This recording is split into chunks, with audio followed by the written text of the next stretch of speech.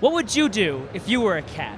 Well, we're going to find out pretty close with Catlateral Damage. I'm here with Chris Chung here at the Firehose Games booth. And first things first, for those who don't know, what exactly is Catlateral Damage? Yeah, Catlateral Damage is a first-person destructive house cat simulator where you play as a cat and you use your paws to knock things on the floor. For points. Yeah, it's very simple. It's very realistic. As realistic as it gets. Yeah. So what inspired you to create a cat simulator the way Catlateral Damage does? So I made the first version in a week. It was a prototype for the 7-day FPS game jam. And it was just like make an interesting first-person game. And I grew up with cats. Well, I had a lot of cats growing up. And I was like, I want to play a game where I play as a cat. Because I had never played that game. I'd never seen that game. I was like, I'll just do that. And it just turned out to be like ridiculously fun. Like just being a cat, running around, like a feline first-person shooter. Yeah. Now, the game creates randomly generated houses, from what I've been told. Does it feature any specifically designed houses, or how does the system create the automatic ones? Yeah, so it's kind of, while I was figuring out the procedural system, I'm trying to balance, like the handmade levels with the procedural levels, because if it's fully procedural, it's kind of random and broken. Yeah. But if it's all handmade, there's no randomness to it.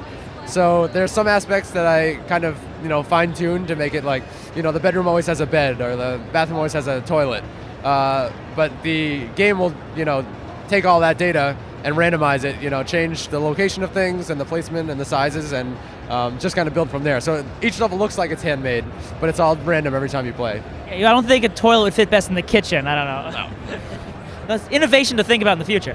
Now, the game is all about getting the highest score and causing the most destruction. Is there going to be any leaderboard-based system for anything like that, like a seeds maybe, to make it so everything's the same, or what? Yeah. Still playing around with different ideas. I think we're going to go for kind of like how far you can get, like how many different houses you can trash, and like how much destruction you can do, and have some kind of leaderboard that keeps track of that. And yeah, with the procedural system, I do have it so you can generate levels from seeds.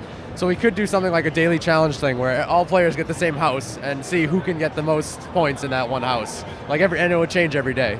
Here's a house full of books, and nothing but books, but just do as much damage as you can with the books. Yeah. So this game is being worked on with the help of Firehose Games. How did you come in contact with them? So I was working at another company as a quality assurance tester and working on this game part-time. And they were trying to start this kind of accelerator program where they take on developers and help them with marketing, feedback, like business type stuff, so that the developer can just focus on the game.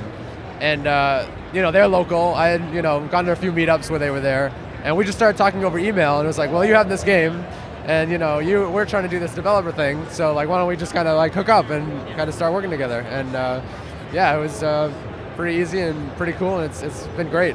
And much like 20XX, the other game that Firehose Games is showing here, Catlateral Damage was a Kickstarter project. How did the Kickstarter process help the game come out? Yeah, I think it was great to get it in front of a bunch of people again, because we did the Kickstarter last summer, and I think a lot of people had heard about the game that past January. So it was good to bring it back out and say we're making this to a full thing. Like if you had seen it before and you liked it, like here it is, we're making it a full game. I've been getting a lot of feedback and suggestions from people on the game. But I think my favorite thing about the Kickstarter is we had a tier. We had two tiers. One where you could send us a photo of your cat, and we'll randomly put them on the walls. And then there was a higher one where you could put your cat as a playable character in the game.